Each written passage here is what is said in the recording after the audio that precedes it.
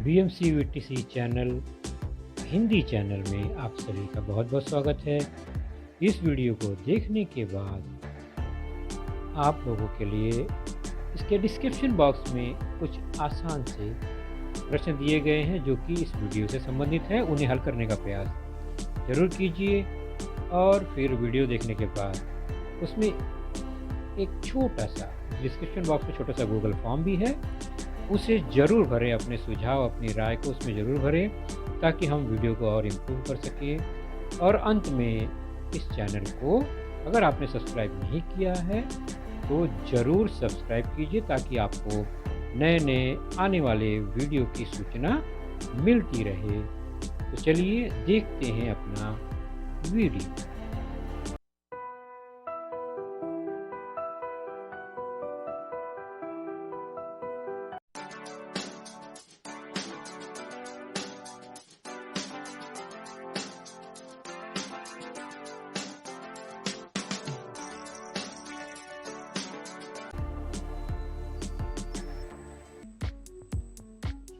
तो बच्चों, आज की कक्षा 10वीं जैसा कि स्क्रीन पर आपको दिखाई दे रहा है, 10वीं कक्षा में हमारा आज का जो विषय है वह है गणित भाग दूसरा, जिसके अंतर्गत हम चर्चा करेंगे लेसन नंबर 7 मेंसुरेशन, जिसका तीसरा भाग पार्ट 3 हम देखेंगे, महत्व मापन भाग तीसरा। और मैं हूं आपका वर्चुअल मार्गदर्शक Ajay Kumar Maurya, MCGM virtual classroom Dadar से। तो अब तक के 2 भागों में हमने क्या समझा? तो कुछ घन आकृतियों के पृष्ठफल, संपूर्ण पृष्ठफल और घनफल के सूत्र को देखा। पिछले भाग में हमने गोला देखा, गोले का वक्र, संपूर्ण पृष्ठफल और घनफल देखा, जो कि कुछ इस तरह से था। संपूर्ण पृष्ठफल 4πr², गोले का, और घनफल 4/3πr³। उसका आधा हिस्सा गोले का, जिसे हम अर्धगोल या हेमिस्फीयर कहते हैं, अर्धगोला, जिसमें त्रिज्या r हो तो उसका जो क्षेत्रफल होगा वृत्ताकार भाग का वो πr² होगा। वृत्त है तो वृत्त का क्षेत्रफल, और जो वक्राकार भाग है अर्धगोले का, वक्र पृष्ठफल, वो पूरे गोले के पृष्ठफल का आधा, यानी 4πr² का आधा, 2πr²। ऊपर देख रहे हैं। इस प्रकार अर्धगोले का संपूर्ण पृष्ठफल जो होगा वो वृत्त और वक्र पृष्ठ मिलाकर होगा, अर्थात πr² + 2πr², जो कि 3πr² के बराबर हो। तो अर्धगोले का संपूर्ण पृष्ठफल 3πr² के बराबर हुआ, और अर्धगोले का जो घनफल होगा वो पूर्ण गोले का आधा, तो 2/3 πr का घन होता है। इन आकृतियों पर चर्चा हमने अपने पिछले वीडियो में, लेसन में की थी। अब चर्चा को आगे बढ़ाएंगे और आज 2 आकृतियों पर चर्चा करेंगे, जिसमें पहली घन आकृति है शंकु छेद, फ्रस्टम ऑफ द कोन, यानी कोन का छेद, शंकु छेद।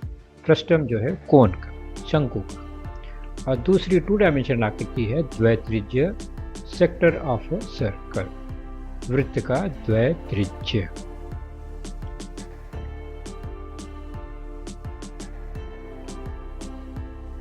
एक टुकड़ा है जिसे शंकु छेद कहा जाता है।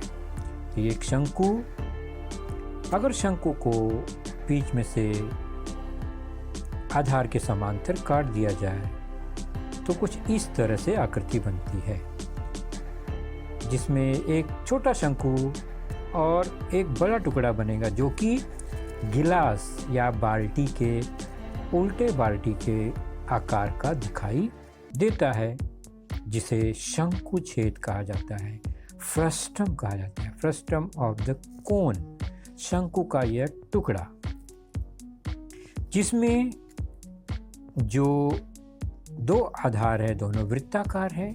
बड़े आधार में भी एक त्रिज्या होगी जिसे R1, छोटे आधार में एक त्रिज्या होगी R2 कहा जाएगा। दोनों त्रिज्याओं के बीच की जो दूरी है, लंब दूरी, उसे शंकु छेद की ऊंचाई h कहा जाता है। और उसी प्रकार वृत्त पर स्थित बिंदुओं के बीच की तिरछी दूरी को तिरछी ऊंचाई या तिरछी दूरी कहा जाता है। तो इस तरह से ये शंकु छेद संबंधित कुछ जानकारी है। तो आधार की त्रिज्याएं कौन कौन सी हैं इसमें? तो अगर हम इस तरह रखेंगे तो आधार बड़ा वृत्त हो जाएगा, उल्टा कर देंगे तो आधार छोटा वृत्त हो जाएगा। तो कुल 2 त्रिज्याएं इसमें हैं, आप देख रहे हैं, एक है R1 और दूसरा है R2। यहाँ पर R1 बड़ी त्रिज्या है, R2 छोटी त्रिज्या है, तो R1 बड़ा है R2 से। उसके बाद शंकु छेद की ऊंचाई, तो जिसे हम X अक्षर द्वारा दर्शाएंगे। उसके बाद शंकु छेद की तिरछी ऊंचाई, जिसे हम L अक्षर द्वारा दर्शाते हैं। तो ये शंकु छेद संबंधी कुछ जानकारियां आपने अभी देखी।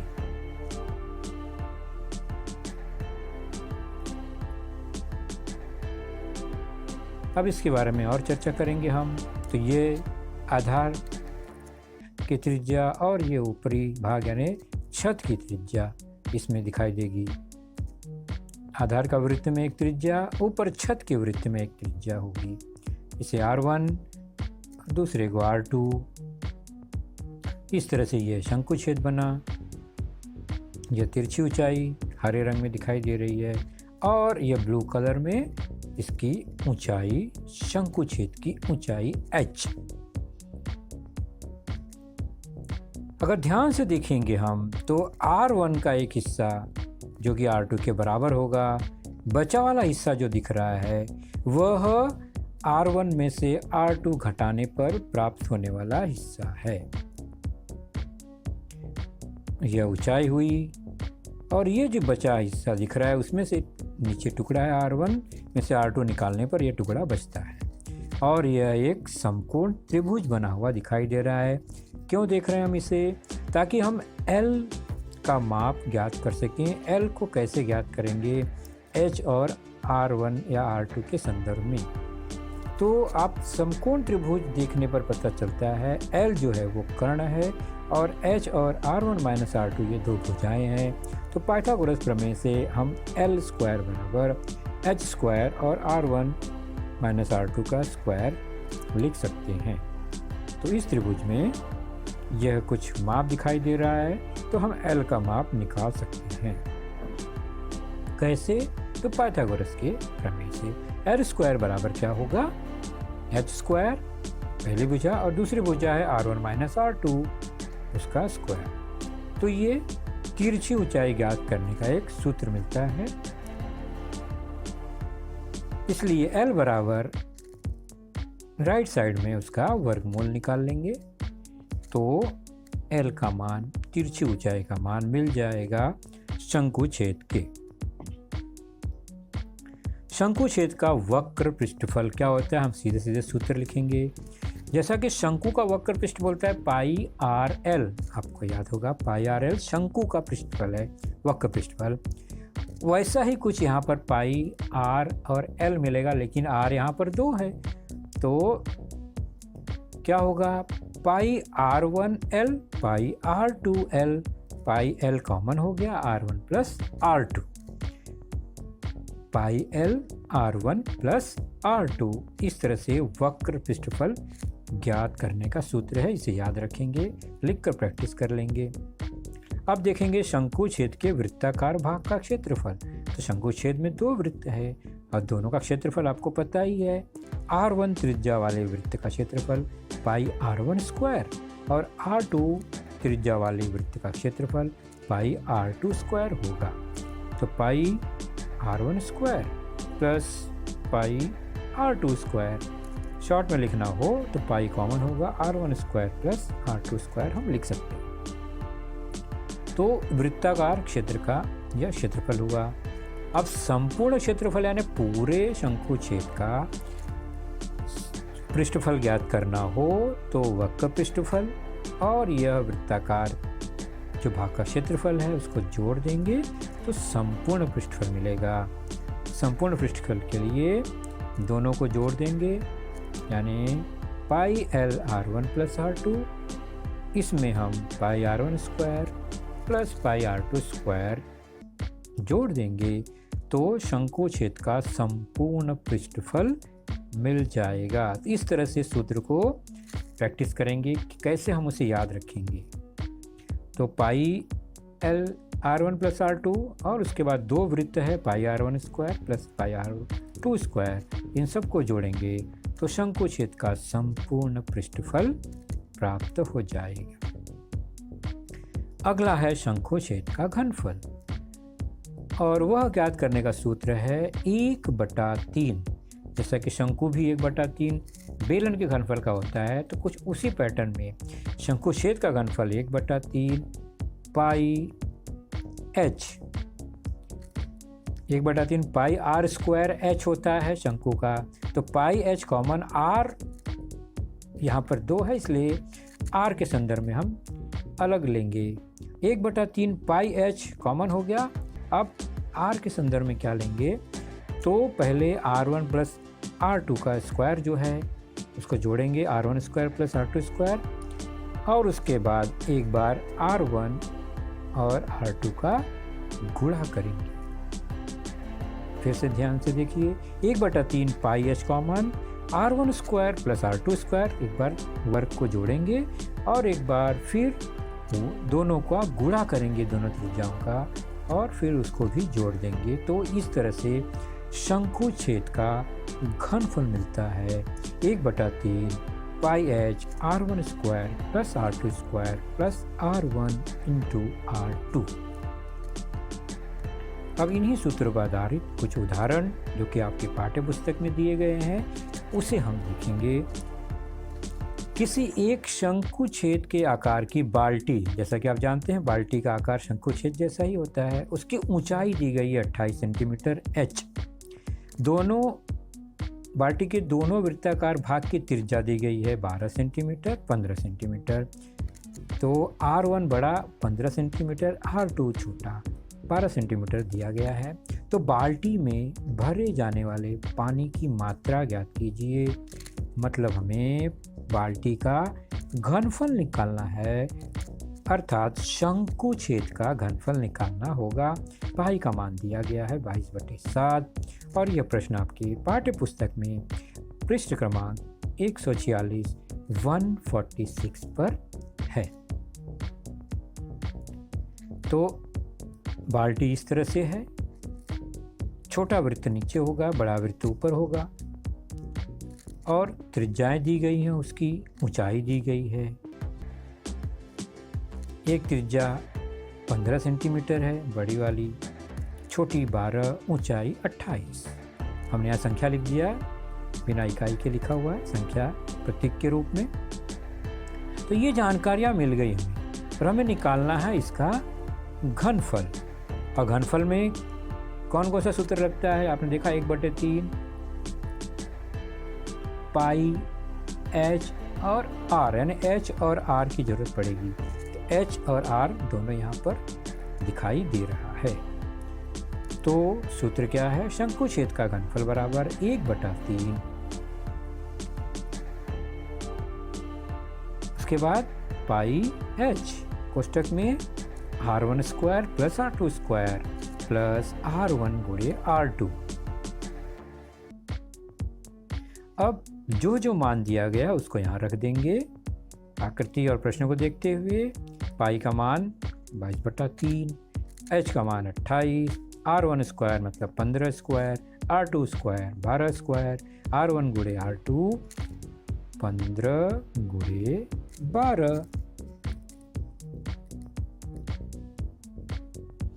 सरल रूप देंगे तो 3 से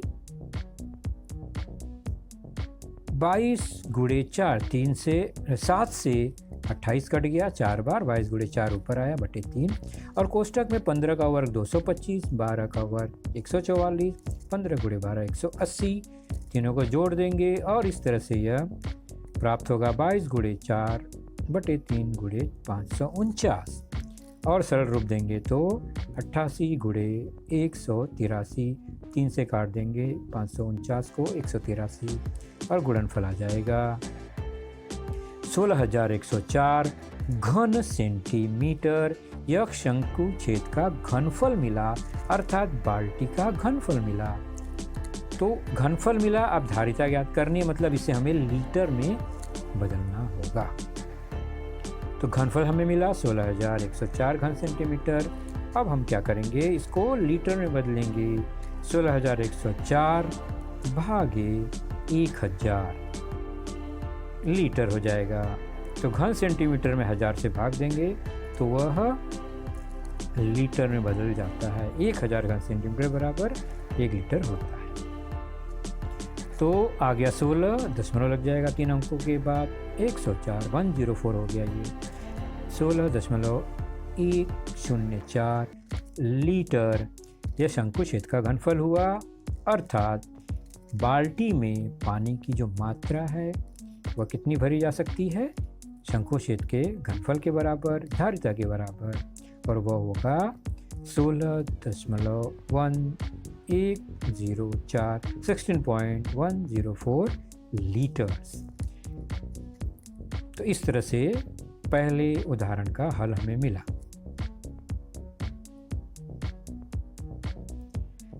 अब सीधे चलते हैं प्रश्न संग्रह 7.2 में, जो कि आपके पाठ्य पुस्तक में पेज नंबर 148 पर है।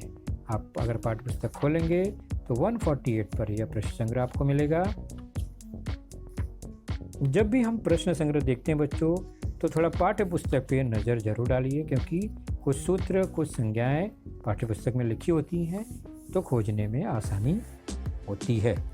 प्रश्न संग्रह 7.2 पेज नंबर 148। उदाहरण देखेंगे हम। ये कहाँ का उदाहरण है? आकृति दिखाई दे रहा है, जरा पता करिए कौन सा उदाहरण है ये। ऊंचाई 30, त्रिज्या 14 और 7। यह है पहला उदाहरण। पहले उदाहरण में क्या लिखा है, ध्यान से देखते हैं। आकृति पहले बना दी मैंने। 30 सेंटीमीटर ऊंचाई वाले शंकु छेद। तो हमने देखा शंकु छेद जो बाल्टी है 30 सेंटीमीटर ऊंचाई है, और वृत्ताकार भागों की त्रिज्या दी गई है, एक 14 एक 7। तो R1 बड़ी त्रिज्या 14, R2 छोटी त्रिज्या 7 है। तो बाल्टी में कितने लीटर पानी भरा जाएगा? मतलब हमने जो उदाहरण अभी देखा बिल्कुल उसी तरह से है, प्रश्न में कोई परिवर्तन नहीं है, केवल संख्या बदल गई है। तो पहले जैसे हमने किया वैसे ही करना है जो आपने अभी हल उदाहरण देखा।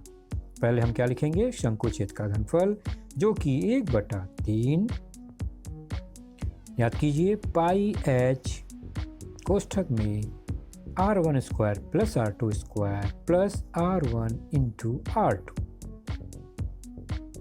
कोष्ठक बंद हो गया। अब जो जो मान इसमें दिया गया है उसका उपयोग करेंगे। 1/3, फिर पाई का मान 22/7, फिर h का मान ऊंचाई 30 और R1 स्क्वायर मतलब 14 का स्क्वायर, R2 स्क्वायर 7 का square plus R1 into R2 14 गुणे 7। इसको सरल रूप देंगे 1/3 22/7 गुणे 30 गुणे 14 का वर्ग 196, 7 का वर्ग 49, धन 14 गुणे 7 98। अब हम चेक करते हैं कोष्ठक की संख्याओं को जोड़ने पर क्या मिलता है। तो कोष्ठक की संख्याओं को जोड़ने पर प्राप्त होगा 343। अब इन सभी को सरल रूप देखेंगे तो 3 से हम सीधे सीधे 30 को काट देते हैं 10 बार, और 7 को 343 से काटेंगे, 7 चौक 28, 7 9 63। तो नीचे कोई संख्या नहीं, ऊपर 22, 10 और 49, अर्थात गुणा करने पे आ जाएगा 10,780 घन सेंटीमीटर। यह हो गया शंकु छेद का घनफल, अर्थात इस बाल्टी का घनफल 10,780 घन सेंटीमीटर।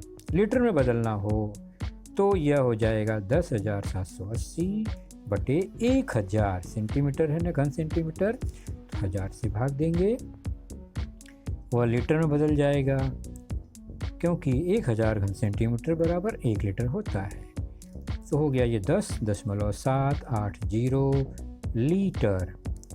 तो बाल्टी में पानी की मात्रा कितनी भरी जा सकती है? जितना इस शंकु क्षेत्रफल का घनफल हुआ।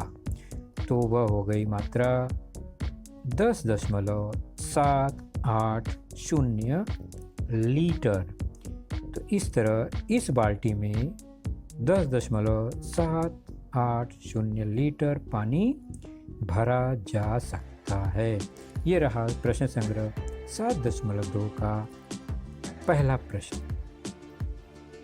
आगे बढ़ते हैं, प्रश्न क्रमांक 3 देखेंगे, जो कि आपके पाठ्य पुस्तक में दिया गया है।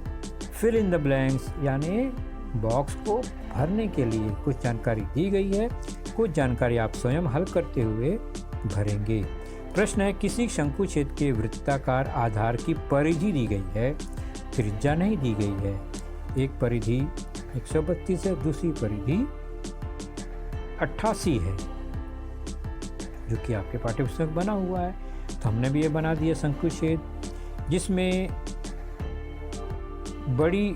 जो बड़ी परिधि है उसमें त्रिज्या R1 और जो छोटी परिधि यानी नीचे वाला जो आधार है उसकी त्रिज्या R2 मान लेते हैं।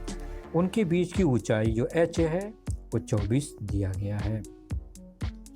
तो उस शंकु छेद का वक्र पृष्ठफल ज्ञात करने के लिए निम्नलिखित कृति पूर्ण करो। वक्र पृष्ठफल ज्ञात करना है, हमें कृति पूर्ण करनी है बराबर। तो पहली जानकारी है परिधि पहली, वो हो गया 2 पाई R1। 2 पाई का मान 22/7, R1 ज्ञात करना है। परिधि दिया गया है 132, प्रश्न में दिया गया है। तो R1 बराबर 132/2 पाई, पाई का मान 22/7।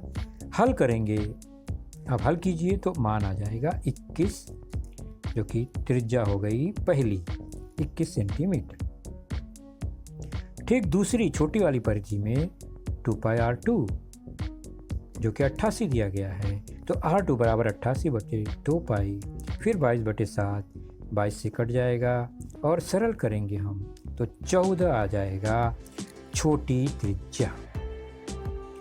आगे इसी क्रम में जो कि खाली जगह दिया गया है, शंकु छेद की तिरछी ऊंचाई L, और L हमने देखा था पाइथागोरस प्रमेय से करनी में h² + R1 - R2²। तो h 24 है, दोनों त्रिज्याओं का अंतर 21 ऋण 14 7 होगा। हल करेंगे, 24 का वर्ग धन 7 का वर्ग मिलाकर जाएगा 625 और उसका वर्ग मिला जाएगा 25। तो शंकु छेद की तिरछी ऊंचाई L 25 सेंटीमीटर हुआ। आगे कृति देखते हैं। तो शंकु छेद का वक्र पृष्ठफल निकालना है, जिसमें पाई R1 R2 और L की जरूरत पड़ेगी। तो बॉक्स में R1 R2 यानी दोनों त्रिज्याओं का योग, जो कि 21 और 14 है, जोड़ेंगे और गुणे L। तो 21 14 35 हो गया, और L है 25, ऊपर हमने निकाला। हल करेंगे तो शंकु छेद का वक्र पृष्ठफल आ जाएगा 2750 वर्ग सेंटीमीटर।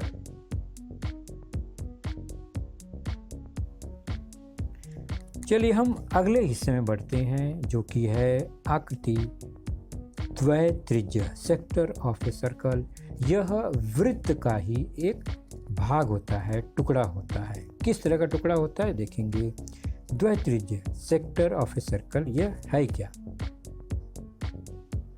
तो यह एक वृत्त है, उसका केंद्र होता है। उस केंद्र से अगर हम दो त्रिज्या खींचें, दोनों त्रिज्या के बीच निश्चित एक कोण बनता है। दोनों त्रिज्या r है, समान होगी, और उस कोण के सम्मुख एक चाप होगा। तो ये चाप और दो त्रिज्या से जुड़े हुए इस भाग को हम कहते हैं क्या? द्वैत्रिज्य। देख रहे हैं टुकड़ा? तो द्वैत्रिज्य में दो त्रिज्या होती है और एक चाप होता है। इन तीनों को से बंद आकृति, सीमित आकृति द्वैत्रिज्य कहलाती है। अब चूंकि यह लघु चाप से बना हुआ द्वैत्रिज्य है और ऊपर जो देख रहे हैं हिस्सा वो दीर्घ चाप है, उसमें भी दो त्रिज्या है, तो वह दीर्घ चाप से बना हुआ द्वैत्रिज्य है, ये वाला हिस्सा। उस चाप पर एक बिंदु डाल देंगे। तो वृत्त की दो त्रिज्याओं और उनके दोनों सिरों के जोड़ने वाले वृत्त चाप द्वारा सीमित किए हुए भाग को द्वैत्रिज्य कहते हैं। केंद्र O मान लिया अगर हमने, OP एक त्रिज्या है, M चाप पर कोई बिंदु है, OQ दूसरी त्रिज्या है, तो O से लेकर PMQ वाला जो भाग है वह द्वैत्रिज्य यहाँ पर है, छोटा वाला, और ऊपर वाले चाप में एक बिंदु B है। तो आकृति में OPMQ एक द्वैत्रिज्य है और OPBQ ये दूसरा द्वैत्रिज्य है। O डैश लिखते हैं, O केंद्र बिंदु आएगा और उसके बाद डैश लिखकर चाप का नाम। तो ये देख रहे हैं एक छोटा चाप और एक बड़ा चाप दिखाई दे रहा है। तो एक छोटा द्वैत्रिज्य और एक बड़ा द्वैत्रिज्य इसमें बना हुआ है। छोटे द्वैत्रिज्य को, लघु चाप द्वारा बने द्वैत्रिज्य को लघु द्वैत्रिज्य कहते हैं और दीर्घ चाप द्वारा निर्मित द्वैत्रिज्य को दीर्घ द्वैत्रिज्य कहते हैं। बहुत आसान सी बात है ये। आकृति, कोण का माप। अब इसी द्वैत्रिज्य में, द्वैत्रिज्य तो आपने समझ लिया, द्वैत्रिज्य का क्षेत्रफल, द्वैत्रिज्य के चाप की लंबाई कैसे ज्ञात करते हैं उसको देखने का प्रयास करते हैं। उसका एक सूत्र, बहुत सिंपल सा सूत्र, तुलनात्मक सूत्र हम निकालेंगे, अनुपात द्वारा सूत्र ज्ञात करेंगे। कैसे? अब हम दो आकृति देखें, एक तो वृत्त और उसी का एक भाग द्वैत्रिज्य, दोनों के अनुपात हम करेंगे, तुलना करेंगे। किस संदर्भ में? कोण के माप के संदर्भ में, क्षेत्रफल के संदर्भ में और चाप की लंबाई के संदर्भ में। सबसे पहले आकृति द्वैत्रिज्य लेते हैं। जैसा कि द्वैत्रिज्य में कोण का माप अगर हमने थीटा लिया तो वहाँ थीटा लिखेंगे, कोई ना कोई कोण है। उसका क्षेत्रफल मान लीजिए एरिया, ए अक्षर लिखेंगे, और चाप की लंबाई को हम एल लिखते हैं क्योंकि ये हमें ज्ञात करने हैं। अब इसकी तुलना हम पूरे वृत्त से करते हैं। तो वृत्त में कोण का माप कितना होता है? तो पूरे वृत्त के कोण का माप 360 अंश होता है, हमको पता ही है। क्षेत्रफल क्या होता है? तो वह होता है पाई आर स्क्वायर। और चाप की लंबाई, तो पूरा वृत्त जो है उसका चाप परिधि के बराबर है, तो वृत्त की परिधि होती है 2 पाई आर। अब हम अनुपात द्वारा सूत्र ज्ञात करेंगे। थीटा बटे 360 और क्षेत्रफल का अनुपात लेते हैं ए बटे पाई आर स्क्वायर। उसी प्रकार थीटा बटे 360, चाप की लंबाई, द्वैत्रिज्य के चाप की लंबाई बटे पूरे वृत्त की चाप की लंबाई। इस तरह से अनुपात लेकर यह समानुपात में होगा। इससे हमें सूत्र मिलेगा ए बराबर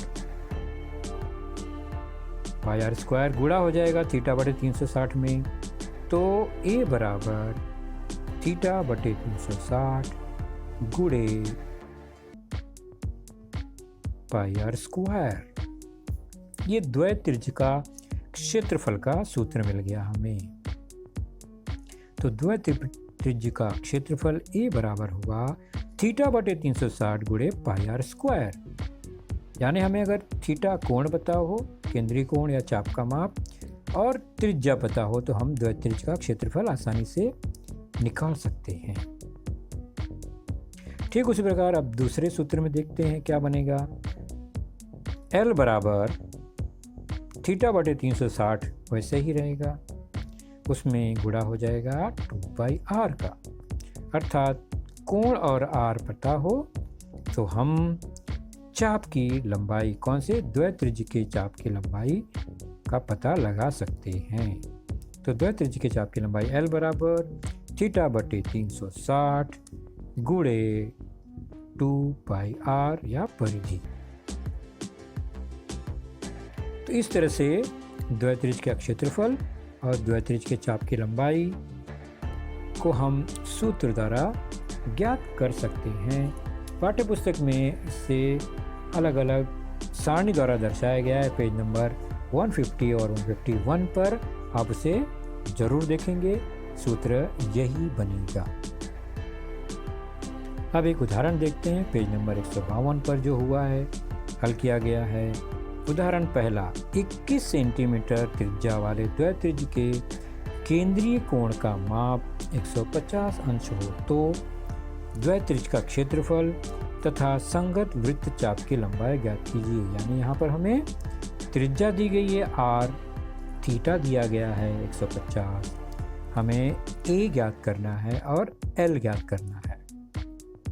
तो यह वृत्त है, त्रिज्या द्वारा निर्मित केंद्रीय कोण देख रहे हैं यहाँ पर 150 अंश है, नाम लिख दिया हमने, माप लिख दिया।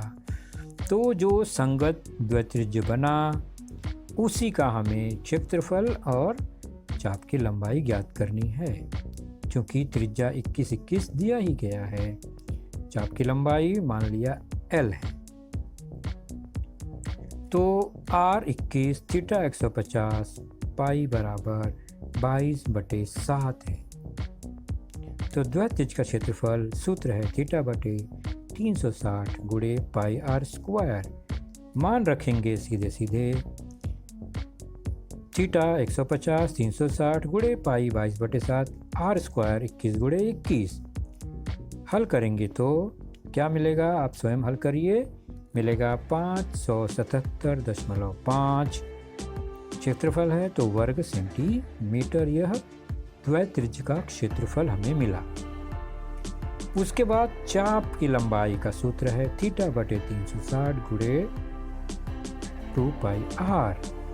थीटा 150 बटे 360 गुणे 2 पाई मतलब 22/7, r 21 वो भी लिख दिया हमने।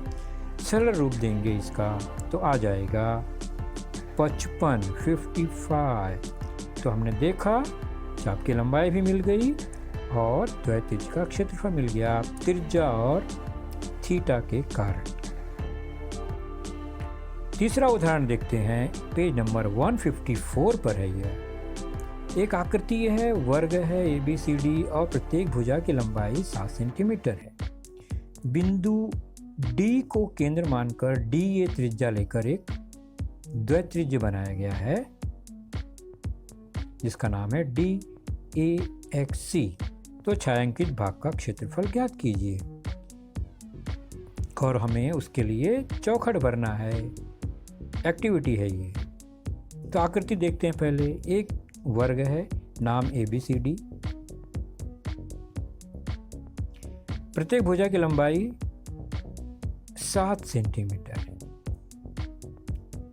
D को केंद्र मानकर एक चाप खींचा गया उसी भुजा की लंबाई का, तो चाप बन गया यहाँ पर AXC बराबर। अब इसमें फिर द्वित्रिज्य के अलावा जो भाग है वह है छायांकित भाग, लाल रंग में यहाँ दिख रहा है। इसका हमें क्षेत्रफल ज्ञात करना है। तो कितना आसान है, पहले पूरा वर्ग का क्षेत्रफल निकालेंगे, उसमें से द्वित्रिज्य को अगर हम हटा देते हैं, निकाल देते हैं तो छायांकित भाग बच जाएगा। इसी गुणधर्म पर हम प्रश्न शुरू करेंगे।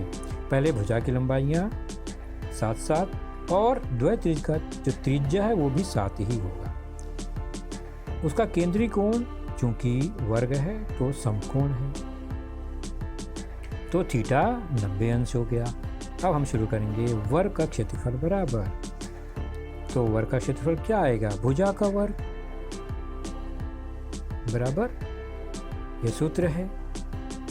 अब भुजा कितनी है, 7, तो बॉक्स में क्या आएगा, 7 का वर्ग। उसके बाद कितना आएगा, 49 वर्ग सेंटीमीटर। अब शुरू करते हैं द्वैत्रिज्य का क्षेत्रफल। द्वैत्रिज्य का नाम DAXC का क्षेत्रफल, तो सूत्र हमें याद है, थीटा बटे 360 गुणे पाई आर स्क्वायर। थीटा का मान 90 बटे 360 गुणे पाई आर का मान 7, पाई 22 बटे 7 गुणे आर स्क्वायर। तो बॉक्स में क्या आएगा, एक जगह 90 थीटा और आर स्क्वायर की जगह पे 7 स्क्वायर। सरल करेंगे इसे तो आएगा 38.5 वर्ग सेंटीमीटर। आप हल कर लेंगे, 90 से 360 कट जाएगा 4 बार, 49, 7 स्क्वायर 7 से कट जाएगा। इसी तरह काटेंगे बाद में 38.5 वर्ग सेंटीमीटर आ गया द्वैत्रिज्य का क्षेत्रफल। अब हमें क्या करना है, हमें तो छायांकित भाग का क्षेत्रफल निकालना है। तो बॉक्स बना है, छायांकित भाग का क्षेत्रफल बराबर, किस क्षेत्रफल में से किसको घटाएंगे, तो वर्ग के क्षेत्रफल में से द्वैत्रिज्य का क्षेत्रफल घटाएंगे। वर्ग का क्षेत्रफल कितना आया था, याद कीजिए 49, और द्वैत्रिज्य का 38.5 का घटा देंगे तो कितना आएगा, 10.5 वर्ग सेंटीमीटर। कर लिया ना हल आपने बहुत आसानी से। तो इसी तरह से यह फिल इन द ब्लैंक्स वाला क्वेश्चन था जो आपने हल किया।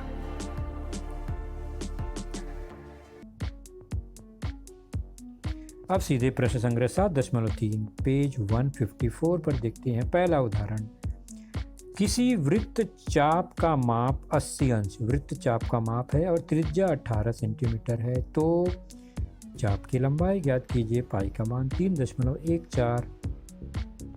तो चाप का माप और केंद्रीय कोण का माप तो समान ही होता है, जो कि थीटा होता है, और यहाँ दिया गया है वो 80 अंश। त्रिज्या दी गई है r 18 सेंटीमीटर। तो द्वैत्रिज्य के चाप की लंबाई याद कीजिए, सूत्र थीटा बटे 360 गुणे 2 पाई r।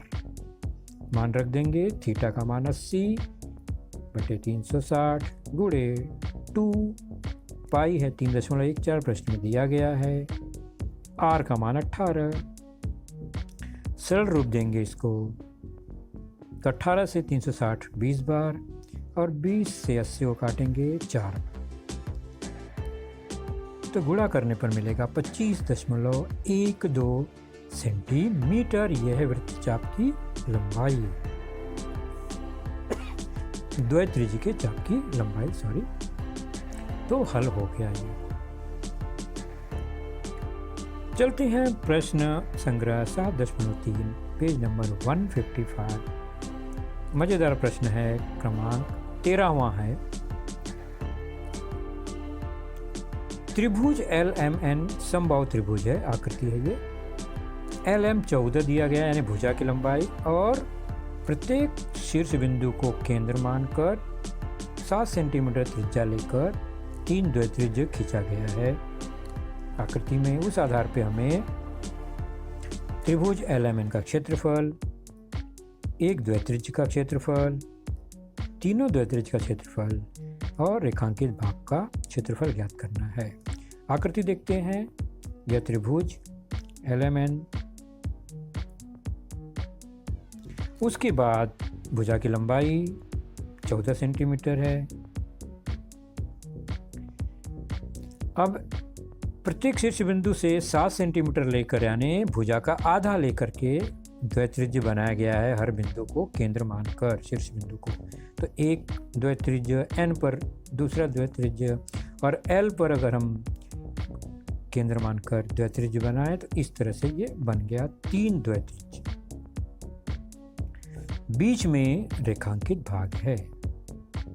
द्वैत्रिज्य की त्रिज्याएं साथ साथ हो जाएंगी क्योंकि भुजा का आधा होंगी वो। और कोण समबाहु त्रिभुज का है थीटा 60 अंश, तो थीटा 60 हो गया हर एक के लिए। तीनों द्वैत्रिज्य समान होंगे। तो रेखांकित भाग का क्षेत्रफल ज्ञात करना है। कैसे ज्ञात करेंगे? पूरे त्रिभुज में से तीनों द्वैत्रिज्य अगर निकाल लेते हैं तो रेखांकित भाग मिलेगा। यही गुणधर्म प्रयोग करना है। सबसे पहले एरिया ऑफ ट्रायंगल LMN। समबाहु त्रिभुज का क्षेत्रफल का सूत्र है सिंपल सा, कर्णी में 3/4 गुणे भुजा का वर्ग।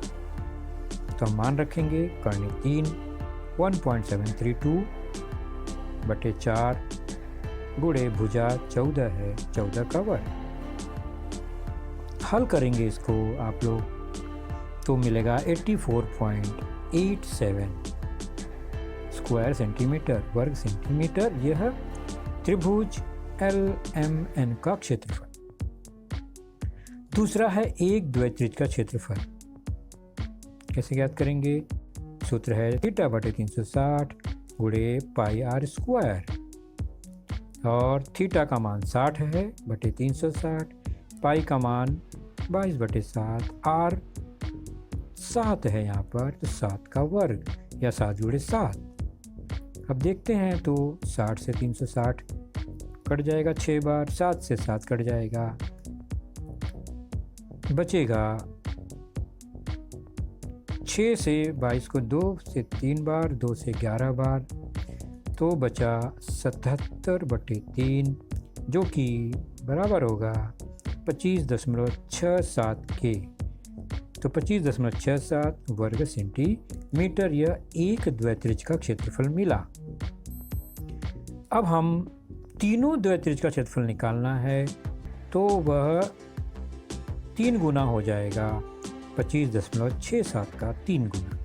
तीनों समान है तो तीनों द्वैत्रिज्यों का संपूर्ण क्षेत्रफल हो गया, गुणा करने पे आया 77 वर्ग सेंटीमीटर। तीसरा उत्तर भी मिल गया हमें।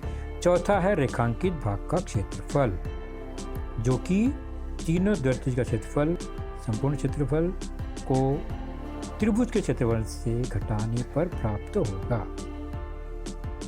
तो रेखांकित भाग का क्षेत्रफल बराबर हुआ त्रिभुज का क्षेत्रफल। यहाँ चतुर्भुज दिखाई दे रहा है, प्रिंटिंग मिस्टेक है, ऋण तीनों द्वैत्रिज्य का क्षेत्रफल। तो ये त्रिभुज होगा वहाँ पर, बच्चों ध्यान रखिए। वो ज्ञात किया हमने 84.87, जिसमें से तीनों द्वैत्रिज्य का 77 घटा देंगे तो आ जाएगा 7.87 वर्ग सेंटीमीटर। यह हुआ रेखांकित भाग का क्षेत्रफल। इस प्रश्न के लिए 7.87 वर्ग सेंटीमीटर।